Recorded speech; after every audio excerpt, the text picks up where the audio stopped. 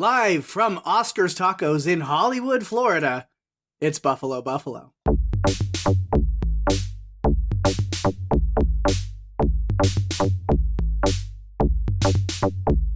It's Buffalo, Buffalo, Buffalo, Buffalo, yeah! Hello once again and welcome to Buffalo Buffalo, the only podcast where sponsors pay us to not include them or have them tied into this podcast in any way whatsoever. Oh, man.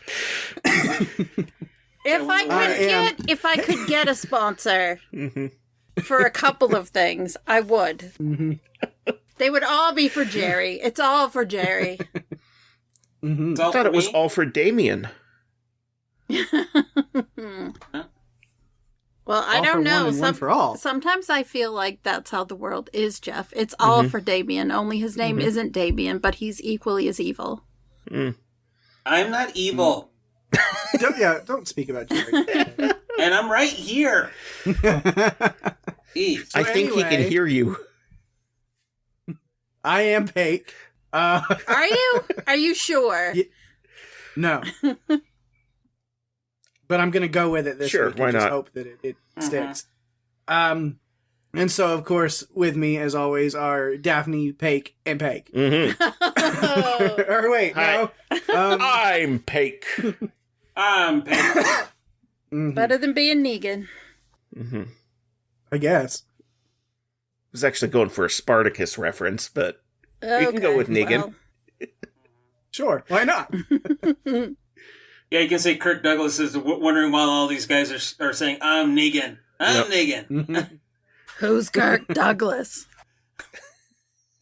Oh, Schoolie McSchool face. Oh,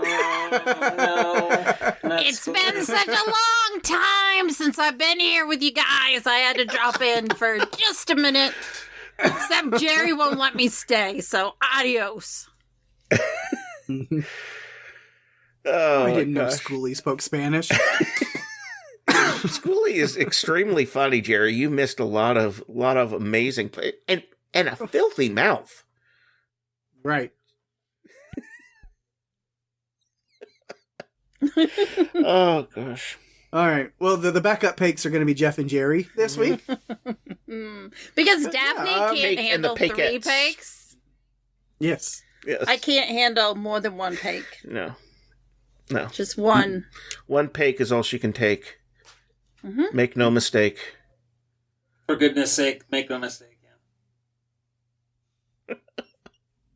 Yes. Anyways.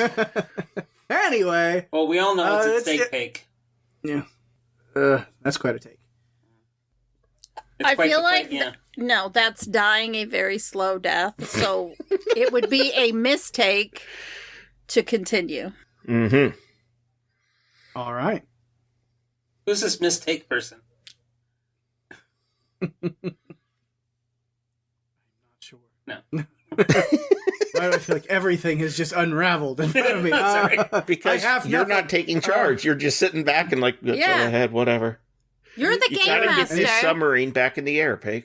I know. Anytime I try to continue on, it just immediately derails again, and I'm tired of grabbing it and putting it back. I can assure Really you heavy. next week it will not be derailing because it's my game. Challenge I have accepted. something special we'll see about that. planned. Okay. We'll make sure we will to derail it in ruin very it. special ways then. I think you guys will enjoy it. I do. Okay. Maybe we should just do that now then. Yeah, No, sure. we can't. I don't know. No. We can do mine next week. We'll do it that way now. No, It's we special. can't. Let's go. It doesn't work that way. It's planned Okay. especially for next Tuesday. All right. So. Good. Fine. We all remember what happened last time Daphne planned something special. I couldn't. It went so well. I couldn't perfectly. even tell you. I told you nothing about it. At least this time, I've told you when to be here and that you must be here. Yes. All One you of get us is going know. to end up like getting in a minor car accident or something like that. No, stop it. Stop recording? Oh, I missed it. Thank you, Jerry. I'm calling Thanks it now. for I'm getting picking called that into work next Yeah. Tuesday. Daphne, you can't choose number 11 Anyway, yet. yeah. No, we haven't done. There are no numbers for you to pick this week. Getting ahead of yourself. Oh my gosh. Let's get back to it. It's Buffalo, Buffalo, yada yada yada, all that other stuff. Come on, we've been buffaloing. This is exactly buffaloing around. what this podcast is random banter about nothing. Yes. Mm-hmm. Let's bring it back into something we can talk about. Something very important, I think, a topic that needs discussed. Okay. Which is, what other kind of animal feces do you guys think really belongs in the human, like, zeitgeist and what it should mean? What I mean by that is, there's a lot of references to... No, just don't explain it. Different... Just let us sit with that for a minute. That's fine. Yeah, figure... Animal feces belongs in the human zeitgeist. Yes. See, there's a lot of different animal poop, and it means different things. Absolutely, it does. To people. You know, there's bullshit, there's horse shit, there's ape shit, there's bat shit, and it all means different things. Right, and I mean, there's not really necessarily bear shit, but it is important, the location of the feces in that case. So. And so I guess that's what I wanted to see if anybody had any ideas was, like I said, I mean, dog shit is something that's just trash, garbage, terrible. Horse shit is something that's ridiculous and nonsensical. Bullshit is a lie or something that's false. You know, ape shit is just like crazy, wild, out there. Bat shit, also crazy, but ape shit's a little different. It's a little like violent. So there's specific uses of different animal fecal matter to explain a specific thing. So like, what's one that you haven't heard that you think we should like introduce into you know, the speech patterns and stuff? People kind of are. Now that's an interesting question. Yeah. I feel like you never really hear cat shit. No, not really. Outside of just actual cat shit. I've heard people say things like taste like cat shit, you know, which makes me wonder how much. How do you know? Feline feces are they consuming, right, to be able to compare it intelligently? I feel like pig shit could be something. Okay. I mean, I've heard the saying like happier than a pig and shit. Right. But again, location. Yes. It's the juxtaposition of pigs and feces. But they don't specify which shit the pig is in. Right. Is it probably its own is pig shit. It's very likely if it's in the same pen.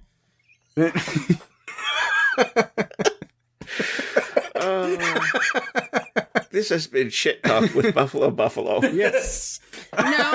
No. This has been Shit Talk with Peck and Jeff. Peck and Peck, actually. Yeah. Is it pick your Peck night? It's pick a Peck. Pick a Peck? Okay. I feel like pick a Pakes if you want. You can have plenty of them. Oh my gosh, we're gonna let Jerry recover. I feel like sheep shit has a good sound to it. You know? Yeah. But I don't have a good definition. It makes me think of shapeshift. Yes. For some reason. And when shapeshifting goes wrong, it's sheep shit. You sheep shit. Jerry's forehead is pulsing. You could check out this movie called Black Sheep. Oh, yes. It will explain all of that to you. Movie. No, yes. You're not thinking of the one that I'm thinking of. I know which one you're thinking of, the one set in New Zealand. Yes, that one. Yeah. I love He's that not movie. thinking of the Chris Farley movie. We have discussed Black Sheep. I don't think on this podcast, but we have discussed it as just us chatting. It's fucking hilarious. Mm-hmm. Yeah, because that's a Run for Your Lives movie, I think in the first season. Yeah. Way back at the beginning of the podcast. Episode 6 or 7, and it was when I really decided I could actually do this. That I could podcast, because there's a visual joke in there that people can only try to guess what it was. The number of times, though, I'll call it out. The number of times in the last several months when talking with my nieces that I have said something, like 6 or 7 something, and they crack up, and it's like, I don't know. 6 or 7 is such a common it's such an easy guess thing of to say. amount of something. Yeah. It's way more common than you would And think. every time Yeah. I say it, they stop listening and start looking at each other. Mhm. Like, Yep. You know what? Can't It's you their just get over it? equivalent of you guys when you get giggly about stuff that still makes you giggle that you giggled about back when you were 13 years old. 69, dude. Exactly. 69 is always nice. It's all that's what it is. It's a phrase that Mhm. is invoking Mm-hmm. this giggle fest. Yes. I mean, 69 used to be the really funny one. Now 6-7 has taken over. 7, 8, 9. Absolutely. That's what happens in a 69. Mm-hmm. I made Jerry shake his head. I like That when I'm doesn't able to happen do very often. Ah, that. I like when I'm able to do that. okay. Oh, Lordy. I think it's time we maybe get to a game. Yes, please. Let's just I assumed that Go animal ahead. shit was the game. no. okay. That's just something I was curious about. I just wanted to bring up as a talking Okay. point at Got the it. beginning of a show, just because I'm curious. Sure. Get this jump the rails to a different track Mhm. and try to ride that one. So many people might not know this because I know we don't talk about it at all. It's just something we keep to ourselves and we do not share with anybody. So a lot of people may not be aware, but it is Oscar season right now Wait, as we're recording is? this. I yeah. should get going. I said we don't talk. Yeah, we don't talk I about didn't it. even realize But- it was this year. So, Peck, are you Mhm. starting a game of You Are Aware? That's my I'm thing. not. That's my thing. You I don't am touch not. You are No, aware that that's Jerry's thing. But here's what we're doing here. In the spirit of Oscar season, have been watching a bunch of movies, and I'd like to kind of see if we can add our own films into thought here. So I'm gonna need you guys to pitch me some movies. Okay. The only thing is, the main character and the main plot of the movie, I will be assigning to you at random. Perfect. Plus, there's going to be a number of awards that you're all going to be trying to achieve throughout the night with the movies you're pitching. I'm going to write my treatment on a whiteboard. All right. So the way I'll need to set a little timer. I will give you a main character and a plot from a list of cards. This comes from the wonderful card game Pitch Storm. I am just using the cards here. It is a wonderful, fun party game brought to you by Skybound Entertainment, the same people who made Super Fight. And we had such a fun time with that, so I had to pick up Pitch We Storm did. and see if we can play that a little bit. So I will assign your character and your plot. You will have 1 minute to pitch me that movie. After that minute, I will stop you and throw a wrench into the works with a little note, a little director's note. What if we did this? Or what about this for marketing? And Oh, you'll boy. just have to, on the fly, then take your second minute to include that note and fix accordingly. Perfect. It's perfect that you're doing a game that involves like a lot of thinking, deep thinking, right before Jerry o'clock. Yeah. Yeah, we're 13 minutes from Jerry Yeah. o'clock at the. So as I we will speak. reveal the awards that will be up tonight. I have a stack of awards cards. Ooh. So I don't know what these will be. I just opened this pack.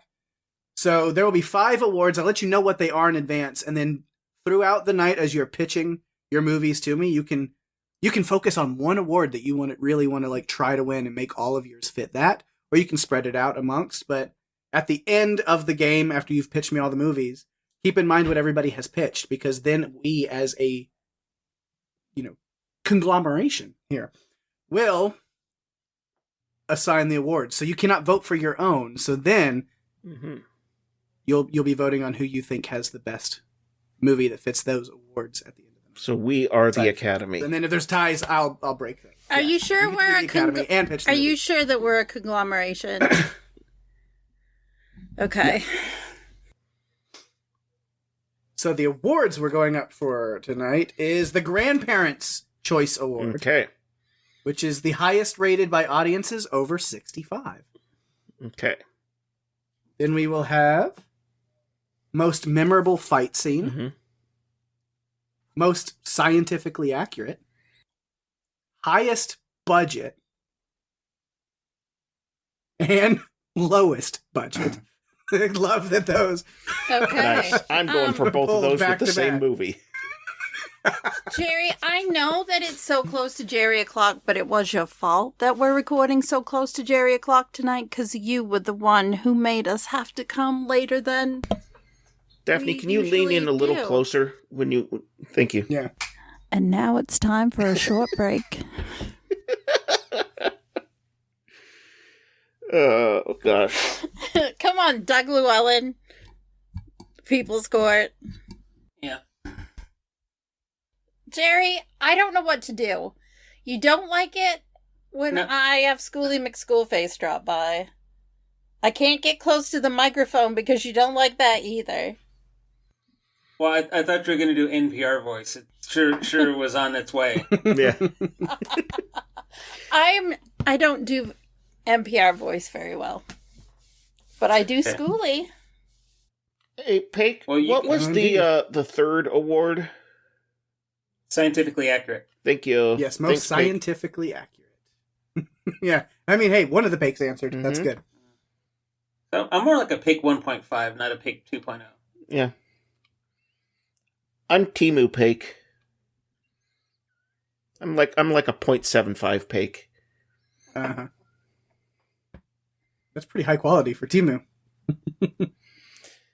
Okay, so maybe All right, maybe we- more of a wish.com. Yes. I don't think that even exists. I don't think it does, but Fits. All right, Daphne, we will let you go first because that's where my screen has you in that order, and it's easy for me to do that. So Daphne will pitch the first movie. Remember, first minute, just pitch me on this, and then I'll throw you a little curveball. do we get any time to like minute? think before this minute starts, or I don't need any Yeah, time. I'll give you just a little bit. All right. So Daphne, I can see this movie. Like honestly, it's not even too crazy. I wanted you to pitch me a wonderful movie about a dysfunctional family on a road trip that races around the world in a hot air balloon. Now, it's a road trip, but they're going around the world in a hot air balloon. Make that work. Is this supposed to be a comedy? It can be whatever you want it to be. Okay. You want it to be a high stakes drama, it can be. No. It's not. It's actually a slasher film taking place on a hot air balloon where the father and mother have taken their 3 children on the hot air balloon around the world, much to their dismay. The teenage kids do not want to be on this hot air balloon. However, stowed away under one of the blankets is a masked killer who wants nothing to do with this family because they just keep making noise. And he just wants to be left alone.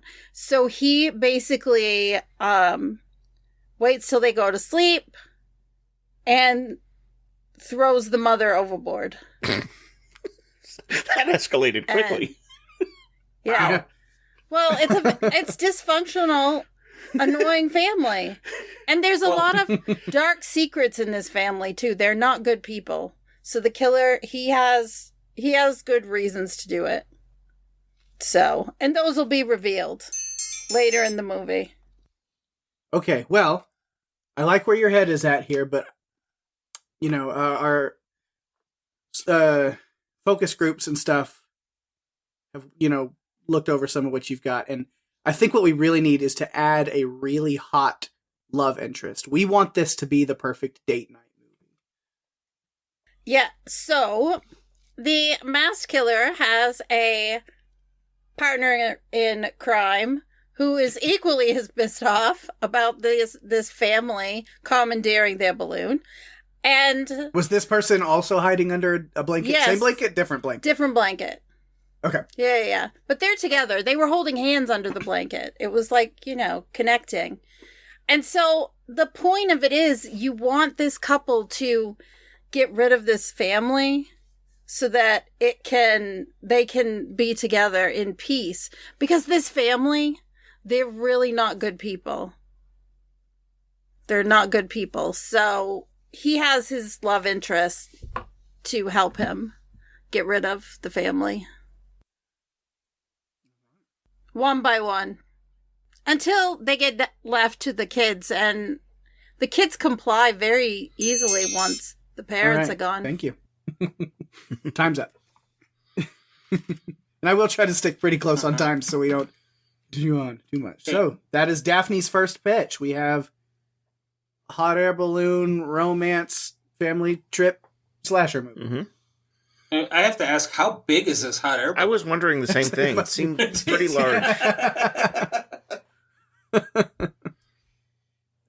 You may respond to Daphne to like some little critic questions if you wish. Are they critics? Do I have to consider them critics? No, I mean, that wasn't for me. I'm just more curious. I'm like, wow, it seems like there's a lot of room on this balloon.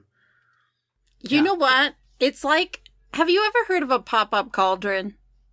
Yes, I have actually. Yeah. Yeah, it's kind of like that. It's bigger than you think it is. Yeah. It's a balloon of holding. Yes, a balloon of holding. Yeah. That's exactly what it is. The cool thing about this movie too is that it doesn't cost a lot to make because it's in the air. In a hot air balloon that was borrowed from one of those hot air balloon festivals without asking permission, so it was actually borrowed for free. Which is also called stolen. Borrowed for free. I would love to get Jeff's first movie pitch here. Okay.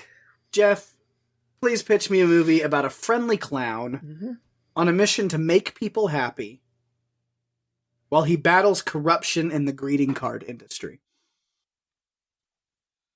Okay. We set our scene. We meet our hero, whose name is Timothy Timmons, and he works as a birthday clown for little kids' parties and that kind of thing. But it's not going well. He's not doing very well. He's not getting jobs or anything like that. His clown name, by the way, is Froyo. It's just there's no joke there. That's just his clown name. So anyways, he's struggling to make ends meet. And, one day as he's talking to his neighbor shows him, it's his neighbor's birthday. And so his neighbor shows him the greeting card that he got. And when Timothy looks at it, he's overcome with revulsion because this card is, it has like on the back of the card in very small print is like all of these little, like, I don't know what to call them, code words, just words that the neighbor didn't see, but Timothy is able to look at it. Real quick, I'm gonna cut you there for a second. I do want to hear, where this beef with the card industry and stuff does play in, but also keep in mind, just for our own, to help with budget, honestly, what if the main character uses a Samsung Galaxy to save the day in whatever way? Because we do have a deal with Samsung. What's funny is that it was actually, that was part of the treatment that I was going to, but I mean, that's great. I'm glad that we're on the same page with this, because, Timothy is a big fan of green bubbles, specifically. He likes, when he goes to kids' parties, he always brings out like all the green balloons. And he has this bubble mixture that blows out these green bubbles. So anyways, when he looks at this card, he sees all these kind of like hidden messages and this kind of thing. And he starts looking into it and he's discovering that the corruption goes so far and people are thinking that he's crazy, that it's like a conspiracy theory kind of thing. And he ends up going after the greeting card company, which I haven't decided which card company. It's whichever one doesn't offer us money is the one that we'll be using on there. But he goes after them while dressed as Froyo to hide his identity. But at one point he does get trapped. And everybody's just walking by and he's hiding. And so he has to use his Samsung Galaxy to order an Amazon delivery to distract all the people that are walking by. Okay, awesome. Mm-hmm. I'll have to cut it. It went a little bit longer, Sorry but I was about like, okay, that. I do have to see where this wraps Yeah. up. But that's okay. But yeah, okay. I like it. The Wow. last one. Yeah, it's an interesting. I'm excited to see both of these movies, but we're gonna make it a 3-movie special here, so we need one more. So Jerry, we brought you in to pitch your wonderful movie. I know you've been really wanting to get around to this one, so tell me all about this movie you've been working on really hard. Which, if I remember right, it's about a nun with a scandalous secret that crashes their plane in the Canadian wilderness.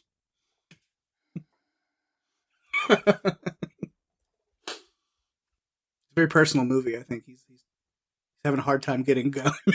No, I'm thinking Overcome. A lot to say. Yeah, it's going to be an emotional. He's ride. verklempt right now. I was trying to work in Middle Earth here, but it's not going to work. So it's just I don't think so. You like that callback? So? Yes. Okay. Okay. Sister Colby, we set our scene. Uh-huh. Sister Colby running toward the plane, a small plane in the and you said Canadian wilderness, right? I did. Okay. Running, full speed, carrying a overloaded attaché case, just brimming with papers and little bits of paper sticking out around the edges. She takes takes a plane that was just barely fueled after knocking out the ground attendant, filling up the plane. Just takes off without a care. She just recently got her pilot's license, and She is flying license. That's she recently got it, Mm-hmm. but they don't know who she is. So it gets up in the air. She doesn't even use the runway. She uses the taxiway. Just takes off full board because it's a semi-small plane. And so she goes as quickly as she can to one place she knows in northern, Saskatchewan. And she has to fly low to stay off the radar and ends up clipping a tree. All right, now I will real quick as she gets into this Canadian wilderness. So I know this scandalous secret, whatever it is, there's paperwork and stuff involved. Maybe there is also another secret. It could be 2 secrets because I know nuns are not really supposed to get romantically involved in any way. Mm-hmm. But I would be interested to see if we can have her have a love interest, except that love interest is a super creepy monster because we want this to play well in October. Is kind of the theater launch time we're looking for. You had to throw me a curveball. Thank you very much. Yeah. Okay, so she ends up clipping the tree and lands near a lake, on the shores of a lake, trying to get away, and ends up happening across this ragtag girls soccer team. For some reason they had crashed in the woods like the year earlier, and she says, I must get to my lover Jason. He's off in the woods, but I have to get all the way over to Crystal Lake just to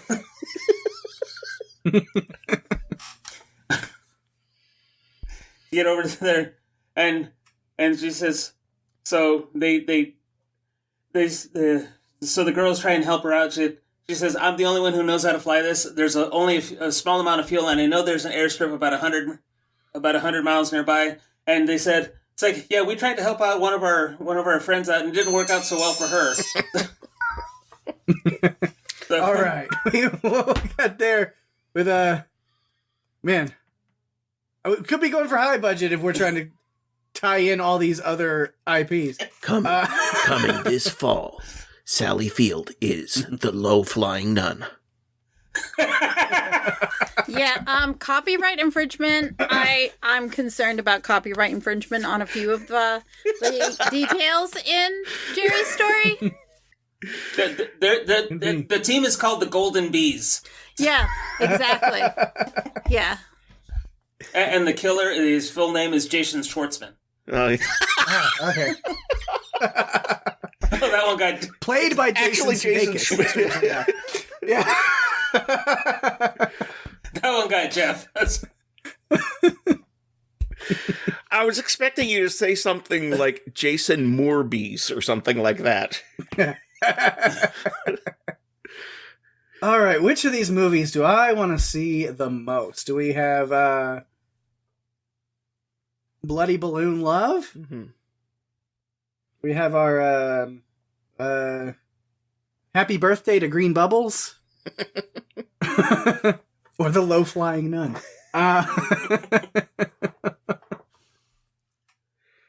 See which one I want to award this first point to.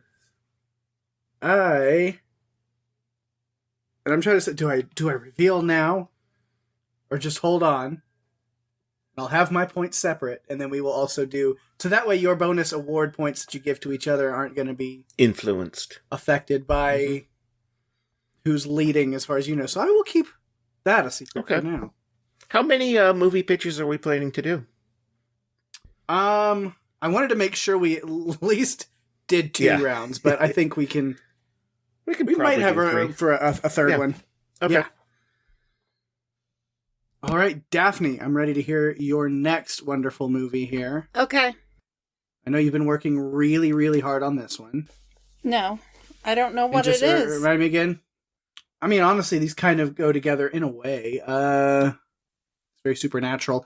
Your wonderful movie about a woman that can speak to ghosts while she navigates the secret world of modern vampires.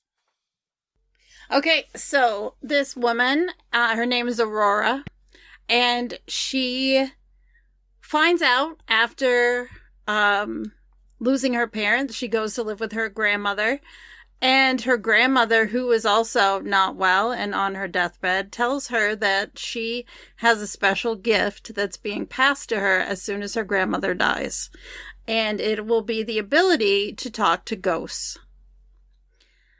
Only... Aurora finds out that it's not as simple as it seems, because the ghosts, because it never is, the ghosts are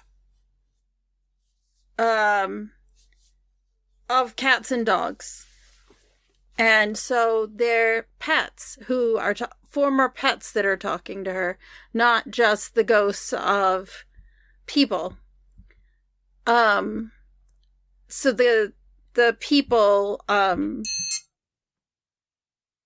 so she has a difficult time dealing with that when she meets a new love interest who happens to be a vampire.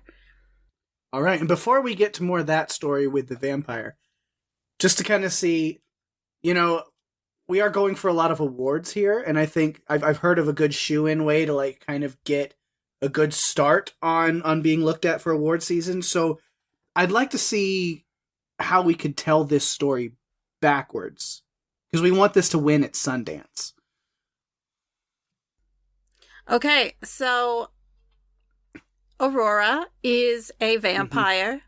She met her husband when she was younger, and it was a very difficult decision for her to make. She ran away. He went and grabbed her and brought her back, trying to figure out if she wanted to be a vampire or not, and she finally gave in. So this is really their story, going back to the beginning and learning, too, how she is able to talk to ghosts along the way. One of the reasons why the vampire really fell in love with her is because she could help him connect with his family, who were killed many years before, because this man, Vladimir, is a 400-year-old vampire. And so, going backwards, we learn how she went from... We really got to see that she got the happy ending, but it took a lot to get there. And going backwards in time, it was almost Like, she went from being miserable to incredibly happy. Fantastic. Or from being happy to being completely miserable, which is what she was when she was younger. Yeah. All right. I'm looking forward to getting this into some film festivals, and might have a good Quick question. I'm just curious. Are the cats and dogs speaking to her like in human voices, or Yes, they are. Okay. I assumed so. Just was curious. Yes. Didn't know if this was like She was able to learn a lot. The main dog is going to be voiced by Jason Sudeikis. We have a contract with him, so I'm going to keep pitching him. She's able to learn a lot from these cats and dogs because she basically can determine if the ghosts are lying to her, because cats and dogs don't lie. So they'll either confirm or deny the situation. No, they're not. Not unless they lie all the time. Only in Saga. In the sun. Exactly. They lie like 20 hours a day. No. Yeah. It's only in Saga do they lie. No, they tell you. Okay, Jeff. Let's get your next. That's me. Here. It is. I would love to hear all of your thoughts, your ideas, pitching me on this wonderful movie about the headmaster of a strict boarding school. Right. Who struggles to bring their best friend back from the dead. Mm-hmm. So, there is the headmaster at a boys' boarding school, very high prestige. Think like The Leftovers, or Dead Poet Society. One of these, very high up type boarding schools. Holdovers, is there? Holdover. Was it Holdover? The one with Giamatti. Yes. Okay. Yeah. Leftovers was a different movie. I can't even remember. That was a show. Yeah. Oh, that's what it is. Yeah. Yeah, that's definitely what I meant. I'm just going to edit this. So think like The Holdovers with, Paul Giamatti, which is definitely never to be confused with The Leftovers, which is a TV show. Of course not. Who would do that? I'm using all my time with this. So as the story starts, he's very just angry and belittling the boys and, all this kind of stuff. And we find out over the course of the movie that the reason he's like this is because he lost his best friend. And where things kind of change is when this boy, this mysterious boy, they don't, where he's not really sure, it doesn't know the kid's background or anything like that, is able to communicate with the dead. And tells him. Now, I like this. I just feel like, I don't know, are we going to be staying in one location with just kind of these two main characters for a lot of the movie? So I feel like it's missing something. I agree. I think I would like for you to add a group of kids that are solving a mystery at their summer camp. Okay. Yeah, sure. No, absolutely. Yeah. Well, I mean, that works. I can just shift the location slightly. So he's at the boarding school, but the whole investigation into his friend and all that stuff takes place over some time, and it goes into the summer where he is also the head counselor at the local summer camp. The boy there who can communicate with the dead and all that gets his friends together, and they're trying to find out basically what happened to his friend, because they're able to, it's hard to explain. It's like they can see him, but they can't understand. They need to provide closure in the way that he died in order to actually bring him back. And so the headmaster / camp counselor is helping them, with this. And then it turns out, and I'm going to kind of spoil things here because, I want to give you the whole picture here. Of course. It turns out that the headmaster actually killed his best friend. And there's a climactic battle where he's fighting the recently resurrected body of his best friend, that the boys have brought back. And they're fighting with each other in a very, scientifically accurate way. Of course. But it ends up it ends up with the headmaster dying at the hands of his best friend. All right.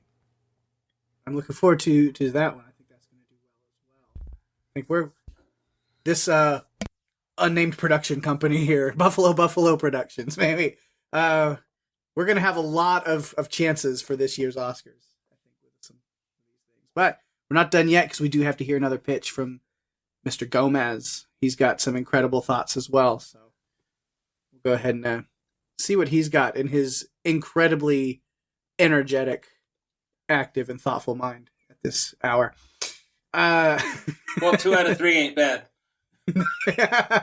So, Jerry, please pitch me on this wonderful movie that I heard. I saw just like the little title page of, but this one that you've been working on here about the passengers of an ill-fated luxury cruise. So it's Triangle of Sadness. I hated that movie. I can't. But this one's it's a little different. I can't deal with like shitting in movies and that. There's so much poop in that movie. God. There was. So this one's a little different. So yes, the passengers of an ill-fated luxury cruise that are going on a quest for the Holy Grail. It's one of the excursions that's offered on that cruise, I guess. I mean, I don't want to tell you what you need to be doing with yours, but it could be a possibility. Sorry for the musing here. It's all right. The power of editing. Give you a minute to compose. Well, and that's how you get the muse to speak to you, is through musing. Yeah. And if it's funny, do they find it amusing? Yeah, absolutely. Exactly. Yeah. Yeah.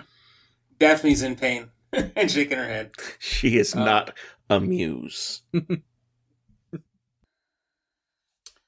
don't want to get into anything too religious. I mean, we're dancing a fine line here. I'm not dancing at all, Jerry. I don't know what you're talking about. And me being Catholic, it's just... I'm really curious where your mind is right now. Yeah. Like, I feel like I want you to give this pitch with this, in this way, and then if you don't like it afterwards, we'll change it to something else. You can pitch it again, but I want to hear this pitch. Okay. But I want to see where this is going, yeah. Okay. So it's a sequel. Sister Colby. No. Well, you know why I named her Sister Colby? Of course. Some odd reason. Some odd reason. Because he loves the cheese. A moonlit night. Okay, so let's start over. So our scene begins. A moonlit night on the Mediterranean Sea, with a liner, small to medium size, 500 people that are currently on their quest to the Middle East to find their prize. As fate would have it, a mine from the First World War works itself loose and detonates off their bow, sending,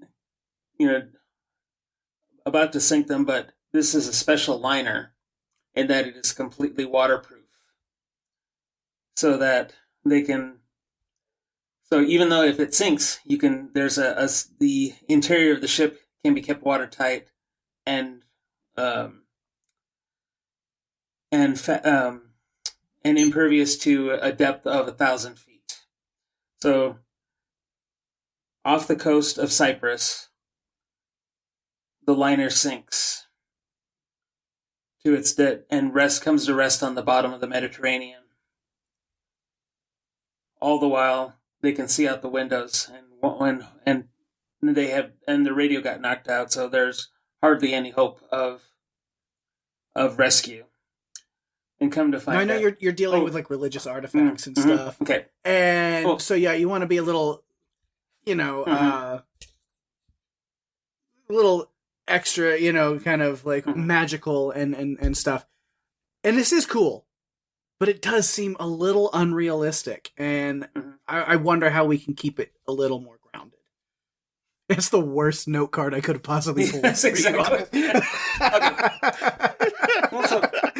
Okay, it's a ship built around a submarine. How about that? Okay. It's a submarine in hiding. So. They have the escape submarine that's in the ship. Yes, that they can load onto. Okay. If they need to. Okay, but what I was going with this one was as they come to rest on the bottom, they make an assessment of their situation, and off in the distance, about 100 feet away, they see a glowing light, and the image of the Grail comes toward them to say, "Fooled you," disappears, and goes out of reach forever, and they die at the bottom of the ocean. All right. Wow. Like it. Like, I'm sure there'll be a little bit more, like, playing off of that as far as, like, maybe the events leading up to them thinking they found it, and then they're, like, conversations about what to do, but it really was all in their minds and wasn't there at all. I like a good dark twist. Something like that. It's like, you threw something at me, I'm trying to dance on that line.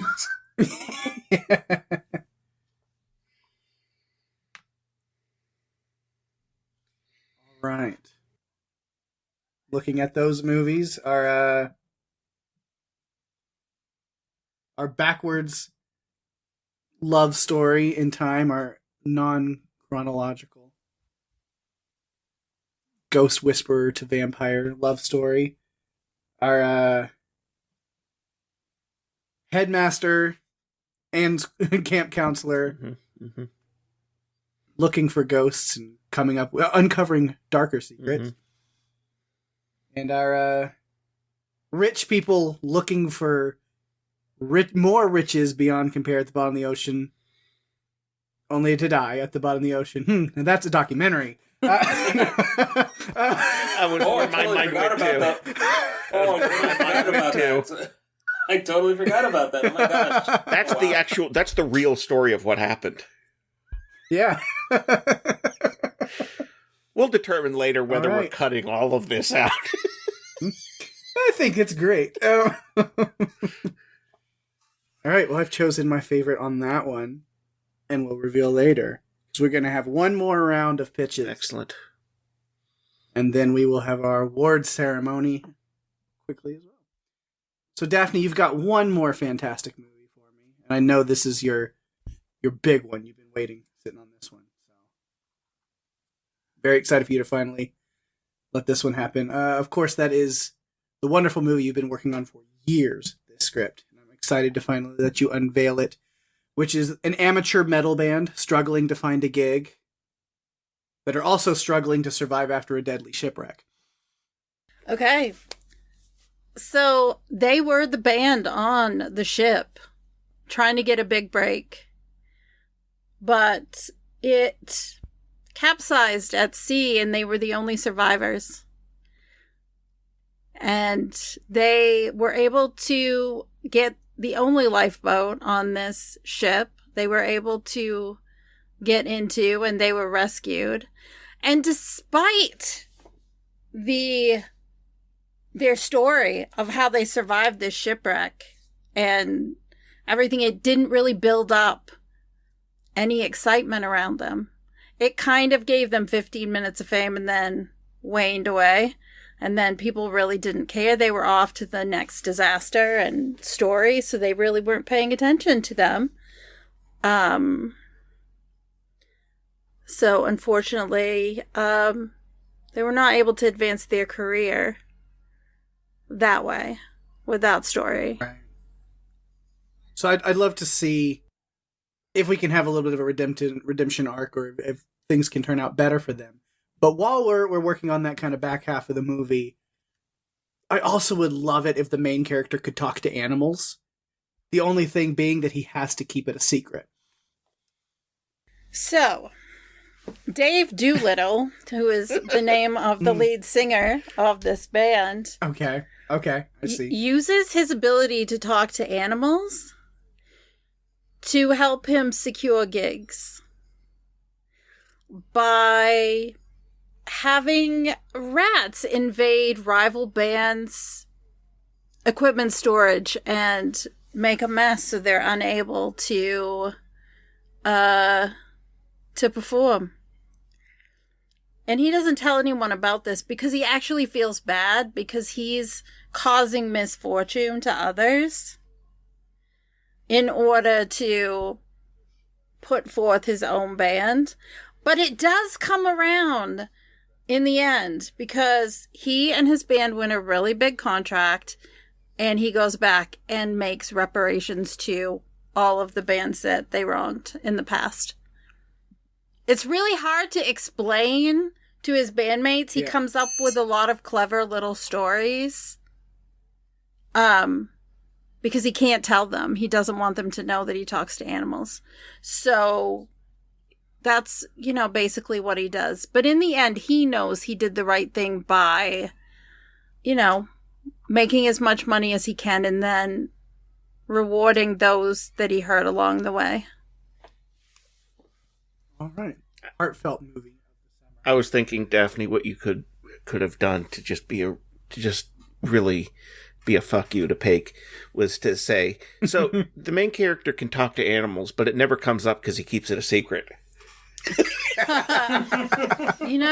That's a wonderful suggestion. I wish I'd thought of it. But he can. He can, but it's not a big deal. No, he uses it to his advantage. I mean... All right. Just send his little rat minion to go chew on all the cables. Yep. It's kind of like Willard. All right. True, yeah. But way darker. Okay. Even darker than Willard. Or maybe not as dark as Willard, because Willard was pretty dark. Willard was very We haven't dark. covered that on Run for Your Lives yet, but I feel like it's one we definitely can cover someday. Now, these two just go together, honestly. Mm-hmm. I'm just giving you, like, an actual movie pitch of not... I couldn't have, like... Because I shuffled these beforehand, but they match. Right, the one I'm working on is a little more mainstream. Yeah. So, Jeff, your movie here about a young gangster that will do anything to get to the top, outwits gangsters and cops in a series of death-defying car chases.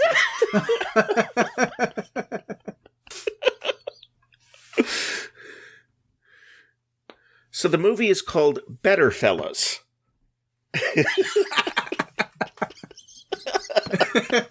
No, give me a second. Let me think for a second. Oh my god! Honestly, I started laughing and I didn't hear the whole second card. Outwits gangsters and cops in a series of car chases. In a series of death-defying car chases. Perfect. Yeah. All right, give me a second here. Oh, I had such a good one for this one. I'll tell you after you're done. All right. My mind is so cluttered with all of the other movie pitches right now that it's like everything is just kind of creeping in, and I'm like, it's about a gangster who has rats that can talk to cats and dogs, and in a hot air balloon in the oceans for some reason. In a hot air balloon in the ocean. Yep. Oh my god. Okay. Just give me a second here to try and clear my mind. So this is kind of, in some ways, a little bit like Sergio Leone's Once Upon a Time in America, in that it's kind of a little more epic. It's a little more like starting off as him as a young boy, a street urchin kind of thing, and running, or like participating in neighborhood gangs and all that kind of thing. And as he grows up, we're going to introduce kind of throughout the whole movie, there's going to be this love interest on again, off again thing where it's like he wants to be with her, but he also wants to further himself in the criminal underworld, and she doesn't support that. She ends up, as they grow up, she becomes a detective. And so there becomes this kind of issue of like, she knows what he's up to and she kind of looks the other way until it gets too bad, and then she has to come down on him, which is where we get kind of these car chase scenes. Yeah. And I'm excited to get to those car chases and get to like a lot of the action and stuff. I do have one kind of note for you. Absolutely. Some input here. Hear me out. I know this might sound a little weird, but it'll make sense. I think it needs more memes. Absolutely. Kids love memes. Absolutely. Yeah. Honestly, putting memes in this is going to be super easy. Barely an inconvenience. Yeah. Good. Yeah. I'm sorry. I'm making myself laugh with this. Oh my God. So, God, I hate myself for this. Okay. The name of the gang is Skibbity Toilet. That is absolutely, yes. That is the name of the gang that he runs, is Skibbity Toilet. Yeah. And we have, throughout the movie, Skibbity by Big Little is playing. Is it Big Little? Is that? Little Big. Thank you.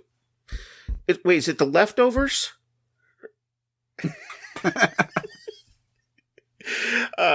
So the whole soundtrack is actually done by Little Big, which is really exciting. They did cost a lot of money to get them in this.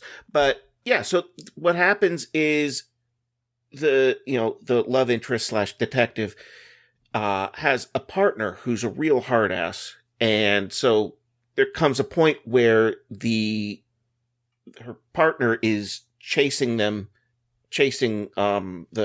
gang leader, through the streets, and she is in an unmarked car chasing her partner, while wearing a disguise, of SpongeBob.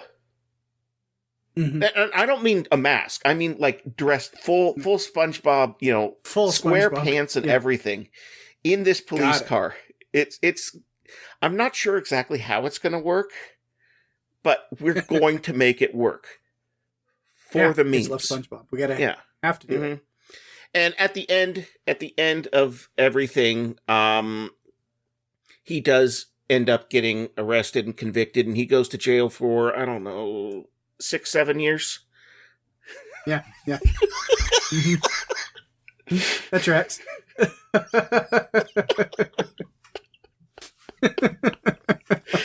I love when I can make Jerry I hate me. I just love how 6-7 has come up and re-come up in this episode. Are we cool with the kids yet in this episode? Are we doing it? All right. Honestly, from spending time with younger people with kids, 6-7 has kind of moved on. They're kind of done with it at this point. It's because it gained mainstream attention, and so now it's no longer cool. It was cool when it was something to confuse everybody with. Yes. And now that all the adults are going 6-7, they're like, "Yeah, we're done with this." It's the easiest way to make something uncool is for the adults to get a hold of it. Yes. All right, Jerry, I'm so excited to hear your final pitch of the evening. It's going to be a great film. I'm looking very forward. I haven't even heard it yet, and I'm looking forward to making it. Hopefully, we'll be able to do it. This could be quite the intense movie. I'm excited to hear your story here of a young couple on the verge of breaking up that end up having to fight to save their family from demonic possession. That's the one that I should have gotten.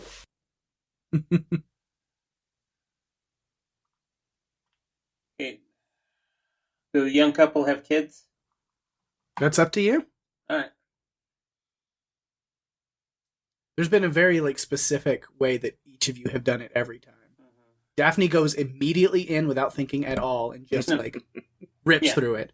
Jeff takes a moment and then just kind of goes as he goes, and then Jerry's got to get the whole thing in mind first. Well, no, I'm trying to make it make sense in my head. I have an idea.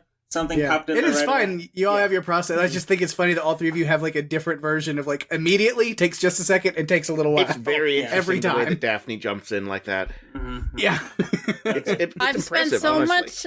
Honestly, I've spent so much time with you guys. I feel like I've been training for this for so long that I have to let it go and just let it out. Plus, all of the time playing kids on bikes, role playing, I feel like that's helped a little bit. But I also feel like it doesn't necessarily work to just jump in. So we'll see how things turn out. Okay. So we begin with brave mechanical architect Jerry and his wife Jessica, who has this flaming, beautiful auburn hair. Oh, what a surprise! What a surprise! For some odd reason. For some odd reason, yes. For some odd reason. For some odd reason, right? Okay. Who are discussing what's going to happen here. Every single night for the last 3 weeks, they have had discussions on whether or not Jerry's going to take that new job across the country, who will offer 1.5 times his current pay, or his wife, who has to stay because of her burgeoning business, who is finding some success, and they do not allow remote work. And so they come to find out that at that You night, smacked that microphone so hard, dude. sorry, I'm Daphne sorry. and I were You just did. dying. I couldn't. I honestly, I didn't know a single word you said after because I was just saying, wow, you just banged that. We stopped. Okay, am I going to get extra time here? No. Yes, I paused the timer for a second. We heard that bang because it No, I boing. waved my hand. I waved my hand because I'm telling the story, Yep. and I smacked the chest. You're a talk with your hands person. Yes, I am talk with my hands person. Okay. So that night, they said we're going to sleep on it, but they said at the very end they're going to have a trial separation to see if they can. He's going to take the job, and that night something happens when the closet door flies open, and they see this bright light, and say, "You shall conform to us, or we shall take you both." Whew. This is going to be Mhm. intense and scary. And so real quick before we get into that intense part, I like where you've set everything up, and I think we shouldn't change anything, which is going to make these main characters, even more impressive. That the jobs that they've already managed to get and the opportunities they're getting this young, because think about it. What if all of the characters were in high school? We'll be back in 5 minutes. Mechanic. Be nice. Okay.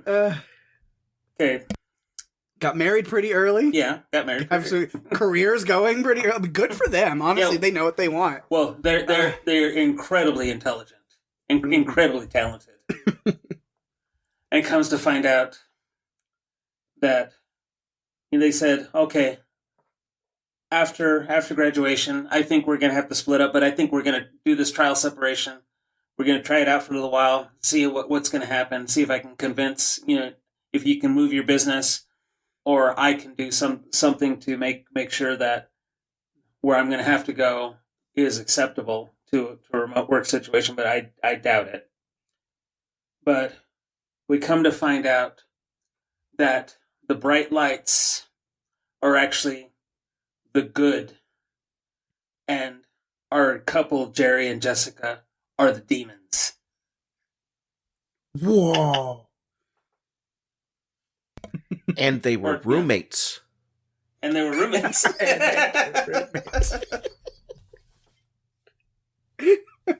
All right.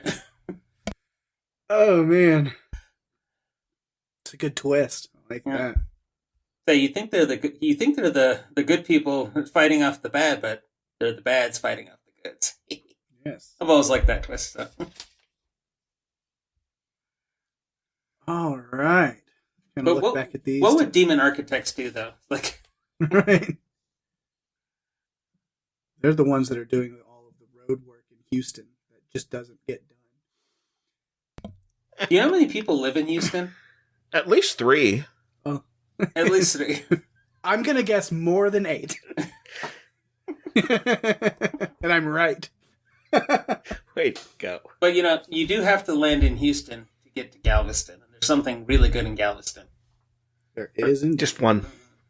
I kind of figured when Jerry, in your story, Jerry got a job offer to move across the country, that I figured it was the city of Galveston finally hiring them to reconfigure their infrastructure.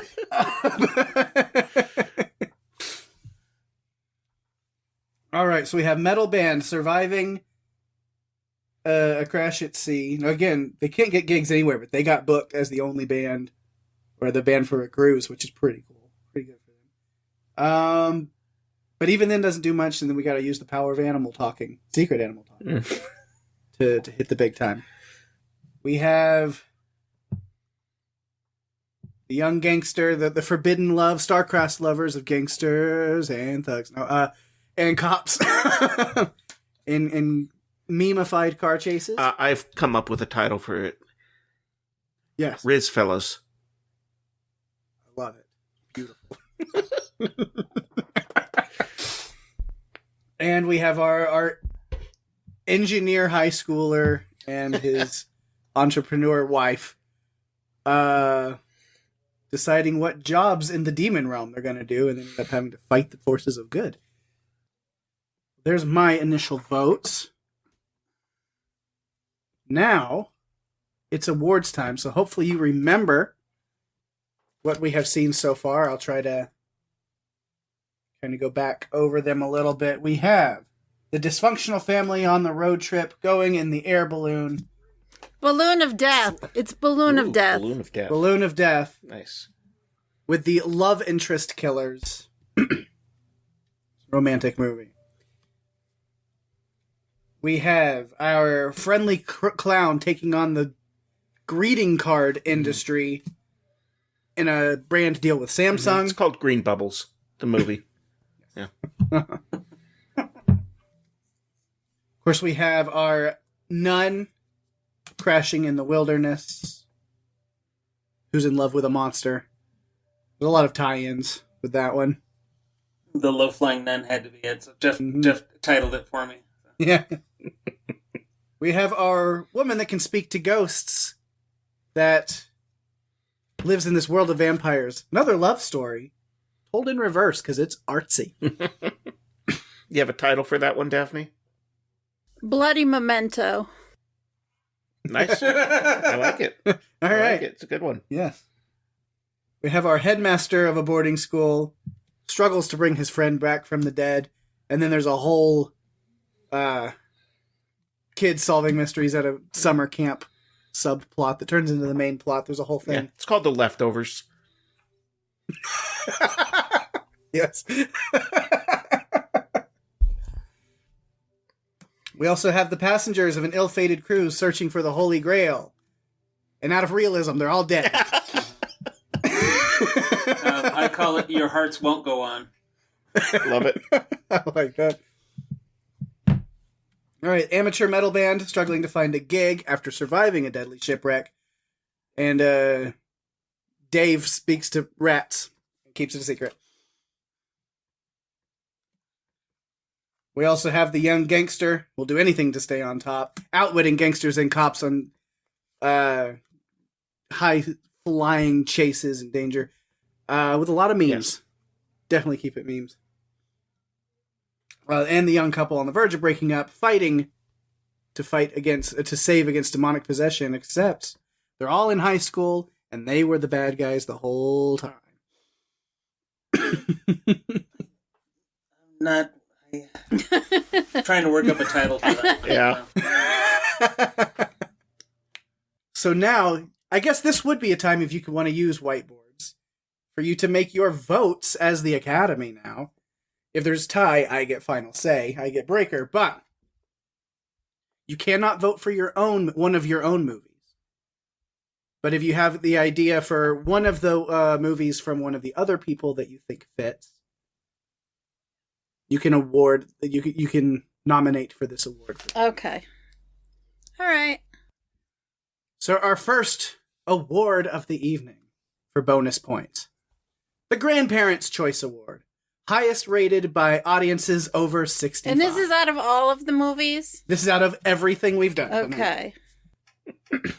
We've got so many movies about like demons and ghosts and bloody everything. And which one did the grandparents like? Yes. Okay. Huh. I'm still trying to decide here. Give me a second. What was the struggling band one? I'm trying to remember what the other half of that plot was. Well, it was Surviving a Shipwreck. Yeah, Disaster Okay. in Strings is what the name of it is. Ooh, I like that one. Yeah. Okay. So what are our nominees, possible winner, here for the Grandparents' Choice Award? I thought this was an easy choice, to be honest. For me, Riz Fellas, because they're going old school. Yeah.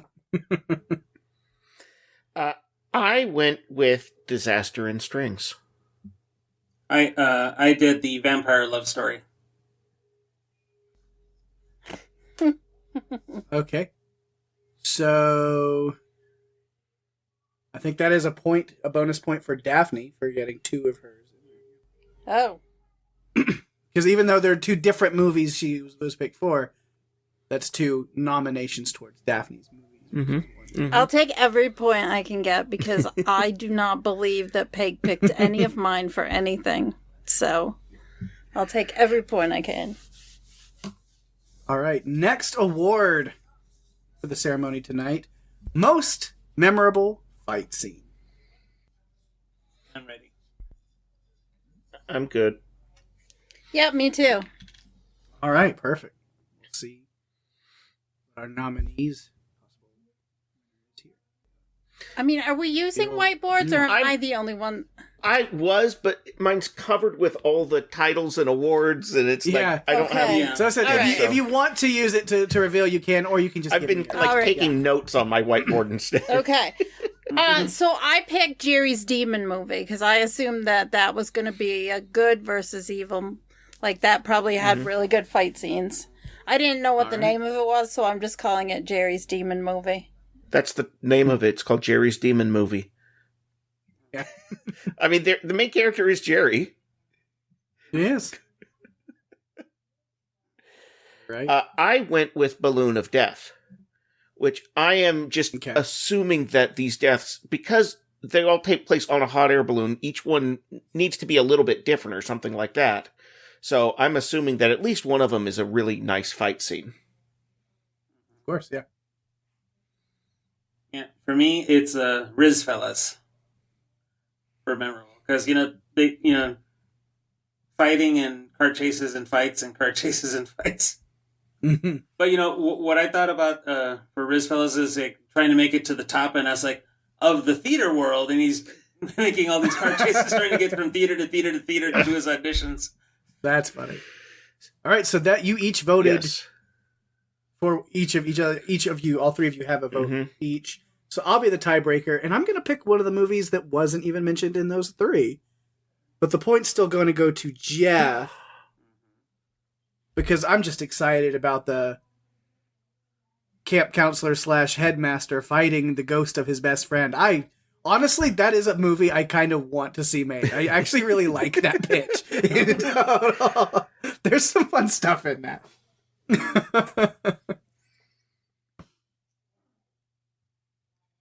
Next award for the night. Most scientifically accurate.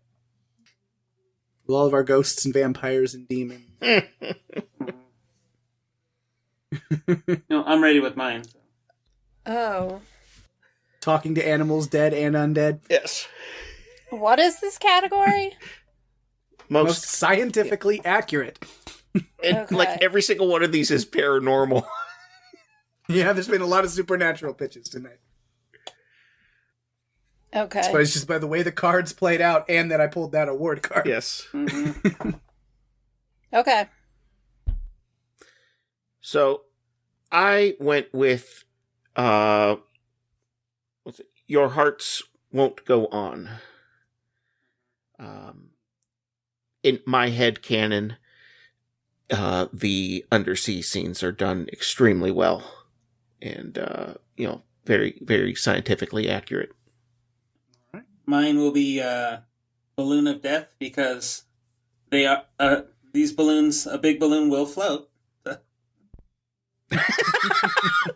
It's accurate. It's accurate. That's accurate. checks Balloons out. do that. Balloons float. Balloons be floating.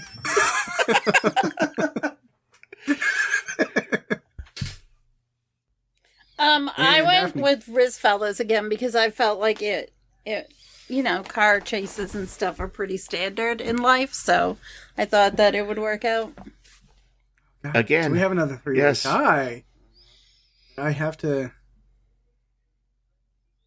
decide. I'm gonna give the point to Jerry on that one, based off of hearing your arguments there. I'll add on to that one. Okay. We all I do have 1 point. appreciate All right. all of the love for Balloon of Death. No, Balloon of Death and Riz Fellas are like Yeah. sweeping. it. They're really- They're doing really good. At least the nominations, they're really getting a lot of noms. Yes. All right, and the next award goes for highest budget. Mhm. Yeah. Well, I think it's got to go to Low Flying Nun, simply for all of the different properties that are getting involved in this, Yeah, and you gotta Jason have contract Schwartzman. signing with. Yeah, Yeah, Schwartzman and Sudeikis. Yeah. I feel like it has then to also- go to Low Flying Nun. Right. I had said green bubbles because they have to like put a lot of budget in for the green bubbles and make those balloons float where they want them to. So Mhm. there's a lot of digital effects there. Mhm. Especially, and you can't green screen them because they're green. So Yes, it's like a exactly. whole-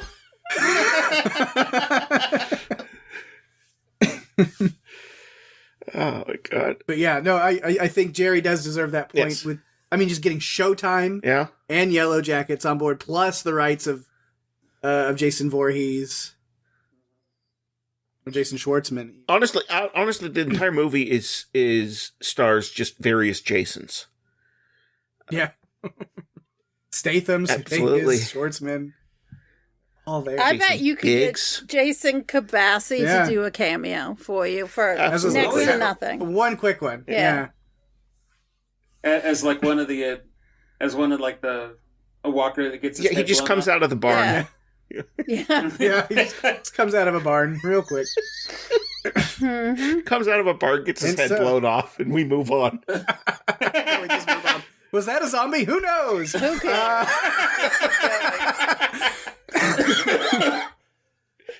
Shit, excuse me.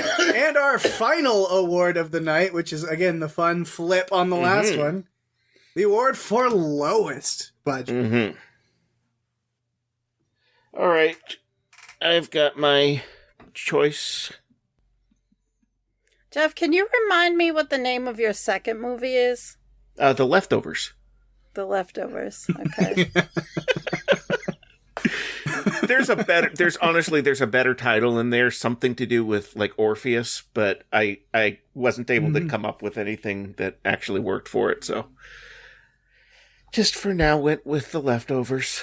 Who's playing the lead character? You're not getting Giamatti back, is it? It's not like a alternate telling of that. Of the Leftovers. I don't know, maybe. I have to I mean, think may I about recommend Jason Sudeikis? We have him on retainer. that. I'm gonna get Momoa. Okay, yeah.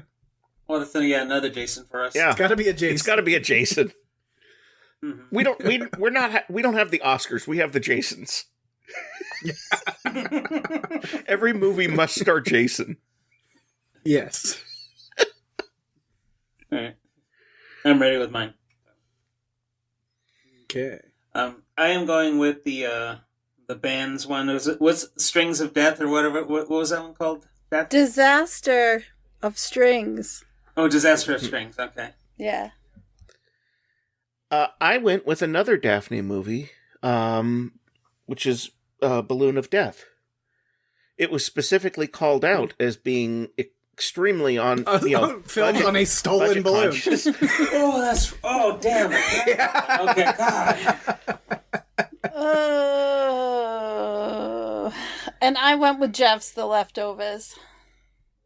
All right. Well, thanks to Daphne giving Jeff that last point right there at the end. Our winner tonight. Shouldn't that point have gone to Daphne because 2 of her movies got... Oh, that's right. So it goes to Daphne. Oh, I already gave her the point. So it's Jerry o'clock. Pake? No. And he's a Pake tonight also, so it affects both of us. No. We're mentally connected. No. Next, mentally connected. Next, you're going to tell me that you've been getting up at 10 a.m. No. No, more like 5 a.m. Not today. No, that's when he goes to bed. Yeah. Yeah. That's more accurate. So, we do have a tie, then, in that case. Are you going to tell us who you gave your points to? Yeah, sure. Jeff got 2 of mine. I think he won the last 2 rounds. Mm-hmm. But the winner of round 1, Balloon of Love. Balloon of Daphne got the You mean first point. Balloon of Death? Or Death. Me? Well, there's love Love and and Are you Death. serious? Yeah. That shocks me. 'Cause Balloon of Death sounds like a great movie. Yeah, that one got my... But I will say The Leftovers is my favorite movie of the whole night. And I legitimately do kind of want to see that made. Yes. It could be very fun. Balloon of Death, just picture Among Us. I kind of. want Josh Rubin directing. What, Balloon Oh, yeah. of Death? Yes, it just feels right. That's good. I yeah, think I like so that. too. I'd be honored if he would direct it. Mm-hmm. I think, and this may change your opinion of the movie, but I think Wes Anderson directs The Leftovers. Okay. Yeah, it's not what you expected. I mean, I guess so. All of the summer camp scene Mm-hmm. probably take place in the Moonrise dorms, the cabins, because you have to have the really well stacked bunks that are framed just right. Yeah. But yeah, I mean, well then Jason Schwartzman. Absolutely, exactly. Schwartzman's right in there. If it's Wes Anderson, yeah, then it's definitely Schwartzman. Not without a doubt. Yeah. Got Luke and Owen Wilson are in it. Mm-hmm. Yes. Bill Murray. Yeah, absolutely. He plays the ghost of the dead friend. Yeah. It's no. Bill Murray plays the kid that can speak to ghosts. Just have Bill Murray in a schoolboy uniform. We don't try to de-age him or anything. Just nobody mentions it. Nobody mentions the fact that there's Oh my god. Yeah, but I don't mind ending on a tie because cinema. I don't know how that means anything, but cinema. So Jerry with 2 points and Jeff and Daphne with 3 each. So it was nice. Great awards season overall. Absolutely. Okay, I'll take it. I love it. This was a lot of fun. Yeah, it was creative. Next week's game is not going to be quite so creative, but I think it will be pretty fun. I'm looking forward to it. I think we should just go right into it right now. Let's just do it right now. We'll record 2 tonight. Let's get it done. No. I can't wait another week. You're going to have to. Well, I got a game we could do. No, Jerry. No. No. One game tonight was sufficient. Mm-hmm. All right. Especially because Peck has already said that it's Jerry o'clock, so it's starting to affect him. Mm-hmm. And that concerns me. Because if 2 of you are having some sort of a sleep-deprived or exhausted approach, it could make things very difficult. Thank you for playing my game. Thank you for having a game. I did like that one. So Yeah. when I heard the premise, then I was like, "Oh, I'm gonna have a tough time with this." And I did a little bit, but I was like, Yeah. You know what, Jerry? No one's going to know because Jeff is going to take all that extra time out. So it's going to sound like you were on it from the beginning. Mm-hmm. "All right, Yeah. Actually, Maybe not as much as maybe not as much as I was. I was going to extend the silence.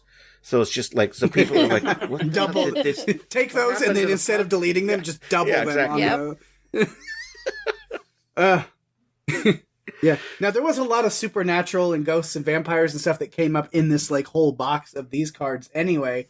But I did buy another pack when I bought these, aside from the award season expansion, that I didn't use tonight, which was a creature features and monster movies, a horror, Nice. like a Run for Your Lives expansion, basically, that we may have to find a way to do something with in some way at some point, somewhere. Love it. That's awesome. I like that. Even if a good crossover episode, maybe we have a special episode of Run for Your Lives where we have Jeff and Jerry come on and it's a Buffalo episode on the Run for Your Lives feed doing creature feature pitch storm. You know, I have thought about releasing a Buffalo episode on our Run for Your Lives feed while we're on break, just to give people something to listen to. But I have to pick a specific one that I think our listeners would really like. Mm-hmm. All right, Jerry, you had some things that you wanted to share with us. oh yes, let me." This probably has to do with green bubble disease. I'm sure. It does have to do with green bubble. Well, not totally with green bubble disease, but it was a part of our text funnies earlier. Aside from Daphne, I put a picture up. It's it was a Days Inn marquee, and it had 32-inch HD TV, eggs, waffles, biscuits, and gravy, hot tub, and we read it: 32-inch eggs, HD TV, waffles, biscuits, and gravy, hot tub, and then Daphne and Jeff says, "I'd pay. Not gonna lie, I'd pay extra for HD waffles." And he says, "Biscuits and gravy hot tub sounds even less hygienic than Golden Corral's chocolate waterfall." Yeah, so I made an AI picture of biscuits and gravy hot tub, and it didn't. It was didn't so look good. disturbing. It was. And then I was remembering about the a hot tub being just a big pool of human chowder. Ugh. Yes. Yes. You Again, elected why to go you with something chunky and creamy, Yep. like a hot tub is. Yep. Yes. Typically, yeah. Yeah. And then later, Peck was talking about a dropout, and he said that added the web series, and Jeff said that's awesome, but it's not a new series. It aired in the UK about 4 years ago. And then Peck says, "Oh, dang, still pretty cool." They were branching out, and Daphne comes in. She's like, "I've never seen the web series." And then I chime in. Says, "Web series are all about spiders, right?" And Peck chimes in here. So I'm starting to understand why Daphne's hard nosed more and more. Yeah. I was so happy when I he feel said that. seen. It's like, oh, just Yeah, a little bit. I feel like you're getting it. Yeah. And then Jeff asked him about if Peck has seen the TV episodes, and he said he hasn't. And Jeff says, "Well, okay, we'll have to have a watch party." And Daphne says she'll promise us to be quiet. And then I chime in again. It's like, a watch party is where you just sit and yell out what time it is, right? And then Daphne responds with this little eye-rolling emoji. Mm-hmm. And Jeff says, "No, I think he's onto something." And Daphne admonishes him, like, "Do not encourage him." And it's like, "Oh, so Daphne wants me to be discouraged." Yes, okay. And he says, "In this regard, yes." And he says, "By the way, we're in the middle of a blizzard here in Maine." And I said, and again, I chime in. As you do. As I do. I was like, "So you're in a ZZ. Got it." And it's like, "It's the top, if my understanding is correct." With a I little love laugh. that you can entertain yourself, Jerry. Yes. That is, you know, it's important in Yeah. this day and age to be able to entertain yourself.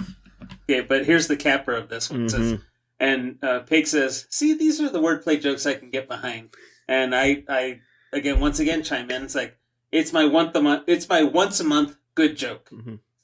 You get one good joke a month. Yeah. So, and which Daphne replies with a little grrr sound. And Peck, and this is what set me off, Peck, and set my OS to reset. He says, "Now she's in the middle of a cereal slogan." That was such a good one. I love that. This is what I live in. This is the world I live in. If I message them in any way, our group chat could be completely quiet for 2 days. And then all of a sudden, It's a just feeding frenzy. one after the other as to who can come back with something the quickest based on what I've said. I mean, yes, they do go after each other as well, but it seems especially quick when it's something that I've said. But I would like Jerry to explain a little more. I want him to expand his idea of the watch party. Because I'm very curious about this party where people, are they constantly shouting out the time? Or is it like at a set time they shout out the time? How does it work? Do they take turns, or is it just every minute everybody at the same time just goes like 201? No, it's going to be like if you dial popcorn. It's like at the time, at the tone, the time will be this, and then people just have to yell it out like that. So. Okay. So they wait for somebody to call the house, and then they shout out the time? Yes. Interesting. So you just have to sit there and watch the phone, wait for it to ring. Just hope that somebody calls. Otherwise, it's a on the pretty boring landline. party. Yeah. Yeah. On the landline On the like nobody has landline. anymore. Does anybody, do any of you have a landline? My mom does. I don't. No. Oh, okay. Yeah. That was the easiest thing to give up. Yeah. The cocaine, though. Not as easy.